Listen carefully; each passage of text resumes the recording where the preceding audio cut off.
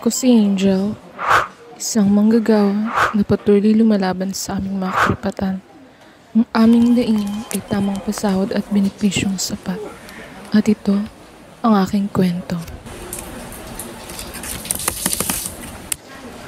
Hello, how are you? Hello, ma'am. Good morning.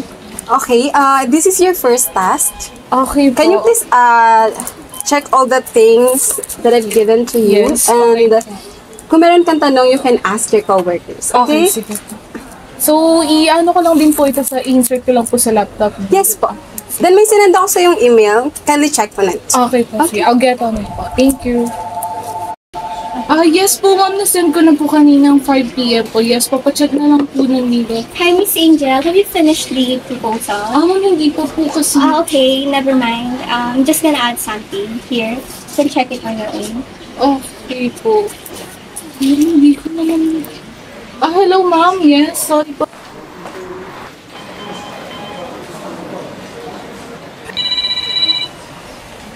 Yes, hello. Good day. Yes po. Okay, nandiyan na po yung Ninja Courier. Okay po. May nakita po kayong lalaki dyan. Opo, pabigay na lang po sa... Opo. Hi, Yes po. Angel. Nandiyan na Yes, ba yung file na pinadala ni Mr. Puentes? Yes po, ma'am. Nasa baba na po. Kakarating lang po. Inadala ko na rin po yung messenger para po rin. Okay, no. Wag mo nang i-asa sa messenger yan. So, I needed ASAP. So, kailangan mo nang bumaba. Kasi ikaw na kumuha doon sa baba. Pero ma'am, meron pa po kasi. Mamaya mo na tapusin yung mga kailangan mong gawin. Kailangan natin kunin yung files para mabigay natin kay Mr. Cruz. Okay, sige po. I'll be right back now po. Sige. Okay, thank you. Thank you.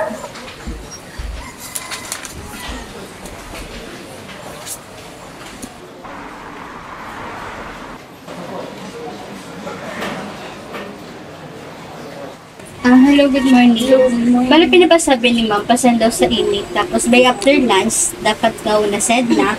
And then, ito naman, kung pwedeng gawin na daw agad. Tapos, yung mga names pa, encode na rin. And pasend na rin sa email mo. Thank you. Pero po, meron pa po akong ginagawa dito. Oh, andito ka pa. Hindi ka ba uwi? Ano oras na oh?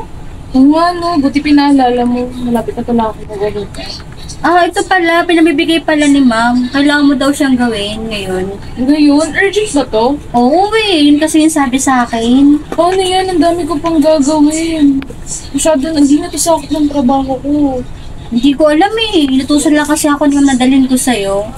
Sige, gagawin ko na lang. Kaya naman urgent ata ako. Sige, una na ako ha. Ingat ka pag uwi. Bye-bye. Salamat.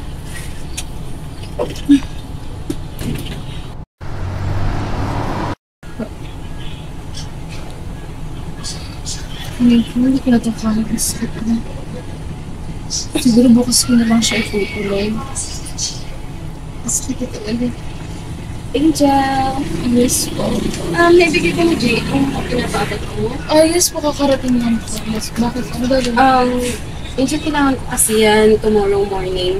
May mga darating tayong shareholder ng company natin. So, kailangan ko yung project na yan. Yes. Pero kasi ma'am, kailangan na talaga ito bukas. Yes. Kasi ang dami ko pang ginagawa. Sorry ha, kailangan ko na mag-extend ka ng kahit 1 hour lang. Kailangan lang talagang matapos yan. Sorry talaga. Salamat ha. Salamat. Napakabait mo. Okay? Kapag may kailangan ka, may gusto kong itanong, just call me. Okay? Sige. Sige.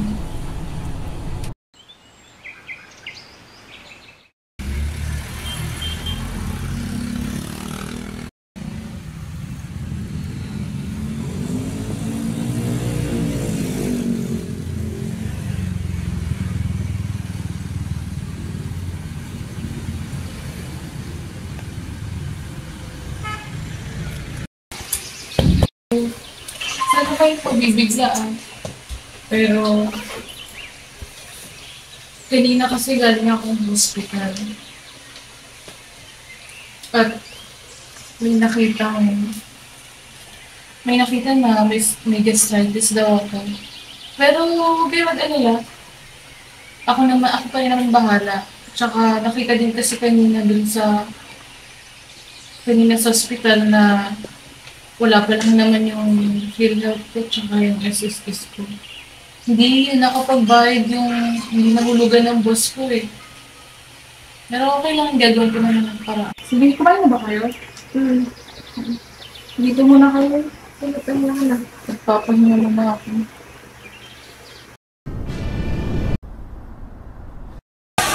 Ano yung mga guys? Yung isang araw kasi, lalo na sa ngayon, may nakita kasi pero kahit na ba, hindi ko lang siya pwede na makita kasi managalit. Ano yung goal? Parang, syempre, ano pa, work tapos maging pasiyan, kumain.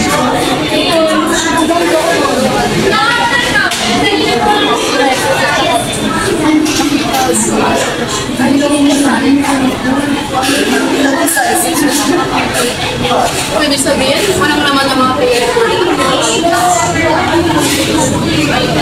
Parang baliwala yung pagtrabaho natin, kulat yung benefits, makakuha sa Isa mo sa mga Hindi ko alam. Hindi ko alam. Check mo mga hours na kasi sa akin, Yung sabi Oo, sa akin, zero balance sa SS ko. Bakit ganon? kaya sa inyo ako Alam mo, para pagka natin malaman kung bakit wala ang mga tulad sila. Yung sabi ko lang, kailangan natin kausapin sa manager. Oo, kasi sila Kasi sila mo nag-kasi Bukas na bukas agad. Pumunta tayo sa office. Kausapin natin yung senior manager, Pwede ko natin matatanggap. Kaya naman ako benefits. Totoo. Ilang taon na ang taon na bago. Tapos mga naman ko, wala ko na ang benefits nila. Paano pag nanganak ako, pag mag-asawa ako? kaya isa din yun. Sa bahay, hindi namin may bayad ako sa bahay. Hindi wala akong mabuti na pera. bukas agad punta na agad tayo sa Ma'am, ito nga po pala yung record ng ano namin yung complaint namin. Kasi hindi na ako magpapatimpiti pa. Sabihin ko na yung problema ko namin ngayon. Yung isang araw kasi galing akong hospital eh. At nakita dun sa record na wala yung PhilHealth ko tsaka SS yung laman. Buwan nyo na ako dito mahigit. Wala akong nare-receive na kahit anong... Hindi ba nag-update sa'yo? Yung SSS and Wala, PhilHealth? ma'am. Ano nag-update, miss? Is 5 years na ako dito, tapos wala naman yung SSS. Wala rin. Oo. Kung hindi pa dahil sa kanya, hindi ko malalaman na pati ako 7 years nagtrabaho sa company, walang laman. Anong klaseng kumpanya to? Okay, ganito. I-update na lang natin si HR sa mga concerns nyo. I-heads up natin sila. Pero hindi ko masusure sa inyo kung magagawan to ng paraan sa ngayon. Kasi, ang tawag dito, merong problema yung kinakaharap yung company natin. Okay, bumababa yung mga supply natin. Ma'am, hindi na namin yan Hindi namin problema yan eh. no? Nasa kontrata namin yan nung magperma kami. Kaya nga, hindi ko naman sinabing problema nyo. Ang sa akin lang, we have to understand the company also. Hindi porket may kanya-kanyang problema tayo, is hindi na natin iisipin kung anong meron sa company natin. Responsibilidad nyo yan. Bakit parang kailangan kami yung mag-a-adjust sa I-heads inyo. up natin yung HR. Hindi naman hindi ko kakaligtaan. I-update ko yung HR dyan. Para kayo nagtrabaho sa wala nito. Totoo, Hanggang kailan kami na maghihintay? Kasi kung tutusin, kailangan na namin yun ngayon eh. Kami pa mag-a-adjust para sa inyo na We dapat have few trabaho days. Hindi. Okay? Pag hindi mo to ginawa ng paraan, magre-reklamo kami. Oh, magre-reklamo Magreklamo tayo. Oo, nagre-reklamo kami. Kailangan namin makakuha ng response within 2 days, ma'am. Kasi ito, pinagtrabahuan namin yan. Nag-overtime kami, tapos ito, wala kaming... Kung kailangan namin ng pera, wala kaming makukuha. Anong klaseng kumpanya to? Oo, tagal-tagal ko na dito. Sayang yung mga oras at taon. Lahat ng mga complaint, paki-email sa akin. Hindi pa ba sapat yung binigay namin na letter? Bakit kailan pa namin mag-email ulit sa'yo? Ano, another sayang ng oras na naman? Mag-aantay na naman tayo. Ay, na naman. Balik na naman kami dito sir para mag-complain dyan. Hindi ko rin naman Walang kayo nabibigyan kwentang ng kumpanya. sagot. Hindi ko kayo mabibigyan ng sagot ngayon kasi kailangan kong kausapin yung HR kung bakit ganyan yung nangyayari sa mga benefits nyo. Okay? Hindi pwede. Kailangan namin ng response, ma'am. Pasensya na, namin ang gusto salita namin mo, kayong ma'am. intindihin, pero itong problema, trabaho, pera to, ma'am. Eh. Paano kung nagkasakit kami? Di ba? Hindi pwede. Magrereklamo tayo. Magreklamo tayo. Tara. Magrereklamo kami. Hindi kami papayag. Magkwentang kumpas. Ano ba naman yan? Dagdag trabaho na naman.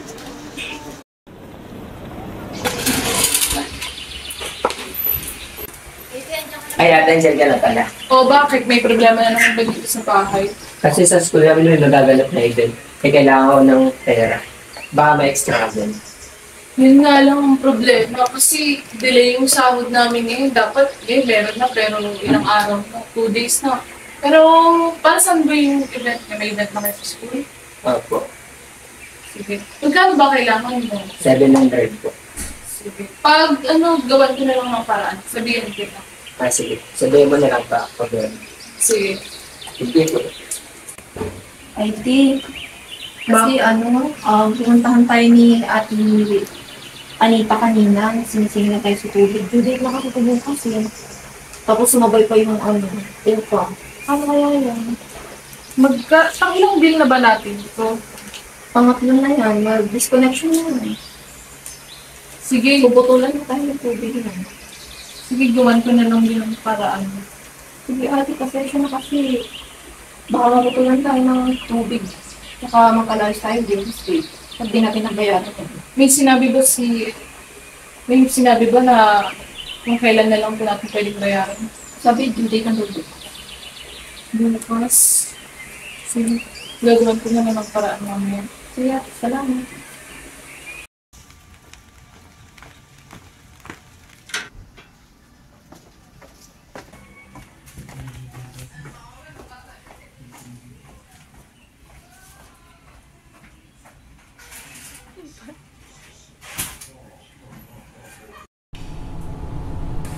Saan mo punta? Yan lang.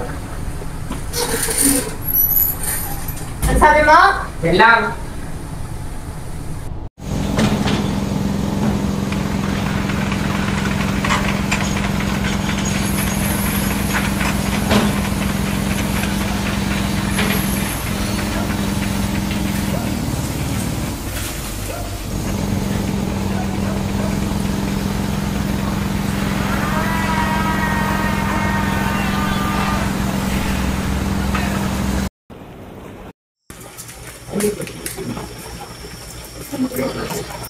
Uy, Inuit!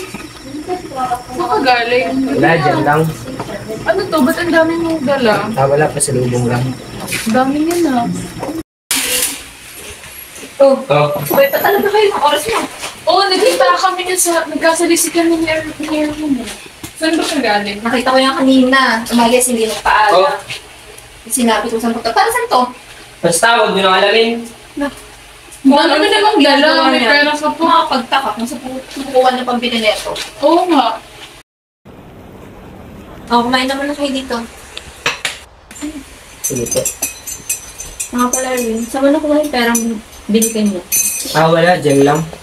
Paano dyan lang? Wala, dyan lang basta. Hindi nyo alamin. Bakit? Ano sabihin? Ano ba yan? Ano ba yung ginagawa mo? Kasi hindi kami maging concerned kasi may dala-dala kang pera tapos minsan may dala kang pagkain. Yeah, basta, dyan nga lang. Hindi kasi pwede. Dapat nagsasabi ka sa amin. Kasi unang-unang, isa tayo dito sa loob ng bahay. Dapat alam din namin kung ano nang nangyayari sa'yo. Lalo na bata ka pa. Oo na. Sige na, pumapasok ako sa construction side. Kasi naman, nakikita ko ito, nahihirapan na. Itatlo na lang tayo dito sa pamilya natin. So, kaya gusto ko, matulogin sa inyo. Lalo na ngayon, nagkakasabay-sabay yung mga problema natin. Like, meron pa akong kailangan. Kaya, naisipan ko na pumasok sa construction para hindi na ako magpabigay sa'yo. Pero nasasabi mo naman sa akin kung ano kailangan mo ahead of time. Pero ano kasi, ayoko nung makikita kong stress na stress ka, ganun. Ayoko nung mahihirapan ka. Kaya naisipan ko lang na pumasok sa construction. Pero kasi, alam mo, responsibility kasi namin dito sa bahay. Bata ka pa eh, dapat nag-focus ka lang sa trabaho mo. Ay hindi pala sa trabaho mo. Tama, trabaho mo sa school. Hindi lang naman yung pag-aaral mo yung kailangan eh. Kailangan, dapat, imbis na nagtatrabaho ka, dapat in-enjoy yung pagkabata mo. Eh, wala eh. Wala na din akong magawa kasi need ko na. Tapos sabay-sabay na yung bayaran natin dito, yung sa tubig, sa bahay. So, basic na lang ako ng uwi para makatulong. Nagawa naman ng paraan yun kapag nagsabi ka eh. O, naiintindihan din naman namin yung concern sa bahay. Kaya nga, as much as possible, ginagawa din namin yung ng ate mo, yung makakaya namin para mas matustusan namin. Kaya sana sa susunod, as much as possible, huwag mo na lang ituloy yan. Mag-focus ka na lang sa pag-aaral. Problema na namin yun, hindi mo na problema yun. Kasi, unang-una, tayo na lang din yung tutulungan dito sa bahay. Kaya dapat, nakakatuwa nga na may ganun kang pag-iisip, pero as much as possible kasi mamaya malaman ng kapitbahay, uy, si Erwin, nag-aano dun oh, nagkukusa, bata ka pa. Mamaya, pati kami makulong. Hindi natin masasabi yung panahon. Sige po, sorry po. Hindi na po mauulit. Basta magsabi ka sa amin. Saka diba, tinanong kita nung nakaraan kung saan ka pupunta, hindi ka naman nagsasabi. Sana nagsabi ka sa amin. Mo, lagi lang ako na dito sa bahay. Pero hindi ko alam kung nasaan ka, kung ano nangyari sa'yo. Diba, sabi ka ng ate mo kung may mangyari sa'yo masama. Kung madadagdagan pa yung problema natin. Kita mo yan, ate mo nandito, tapos hindi pa kayo alam mo yun, nagkukomunikasyon kung saan ka pupunta. Sorry kung nag-desisyon ako ng pabigla-bigla. Sana po patawarin niyo ako tapos hindi naman po maulit yun. Kaya sana ipaalam mo sa amin kung ano yung gusto mong gawin, kung saan ka pupunta, tsaka kung ano yung gagawin mo para mabigyan ka namin ng suporta. Tsaka alam namin kung anong mangyayari, kung ano pa yung kailangan namin gawin para makatulong dito sa pamilya natin at maayos ko. Sa nangyari ngayong araw, sana hindi na maulit sa susunod pa. Sana may natutunan ka din na aral dito kasi nagtutulungan tayo dito ng tatlo. Hindi lang ikaw, hindi lang ako. Tutulungan tayo dito. Kaya sana hindi na maulit. Sorry po. Masyado nang malalim eh. Sige na, kumain na kayo. Malalim na yun. Nagtatrabaho ng higit sa oras na nararapat. Tinatrabaho ang mga bagay at gawain na hindi naman dapat. Nasaan ang kabayaran sa mga labis na oras na aking inilaan? Mga benepisyo na dapat kong matanggap na tila kinaliligtaan. Bakit kailangang bitinin kami sa kabayaran ng aming pinaghihirapan? Kung malagay ka sa ganitong sitwasyon, kakayanin mo ba? Ito ang kwento naming mga manggagawa. Hindi maubos-ubos na trabaho at sunod-sunod na gawain. Gawin mo to, kailangan ko na yan. Natapos mo na ba yung pinapagawa ko? Nakakapagod. Hindi sa nagrereklamo ako, pero makatarungan pa po ba ito? Nakakapagod ang magtrabaho, ngunit para sa pamilyang binubuhay. Kinakaya ko ang lahat. Pero paano kung ang kabayaran sa dugot pawis na iyong binubuwis sa araw-araw upang may maibigay ka sa pamilya mo ay tila hindi nabibigyang importansya? Paano kung ang inaasahan mong mga benepisyo kapalit ng paglalaan mo ng iyong oras at puso sa trabaho ay hindi mo maasahan sa oras ng pangangailangan? Paano na ang pamilyang umaasa sa iyo at binubuhay mo? Pakiusap. Idilat nyo ang inyong mga mata. Mga bata na maagang sumabak at namulat sa realidad. Anak, bakit kailangan mong magtrabaho? Huwag mo akong agawan ng responsibilidad. Karapatan mong mamuhay nang hindi inaalala kung may kakainin ba tayo sa hapag. Labag sa batas ang ipagkait sa iyo ang pamumuhay na tinatamasa ng kapwa mo bata. Ngunit sa ganitong sitwasyon, sino ang dapat sisihin? Ako ba na nagkulang sa aking pamilya? Ako ba na halos magkandakuba sa pagtatrabaho? Ako ba na biktima rin ng hindi makatarungang sistema? Sa mga ganitong sitwasyon, sino ang dapat kong lapitan? Sino ang poprotekta sa akin?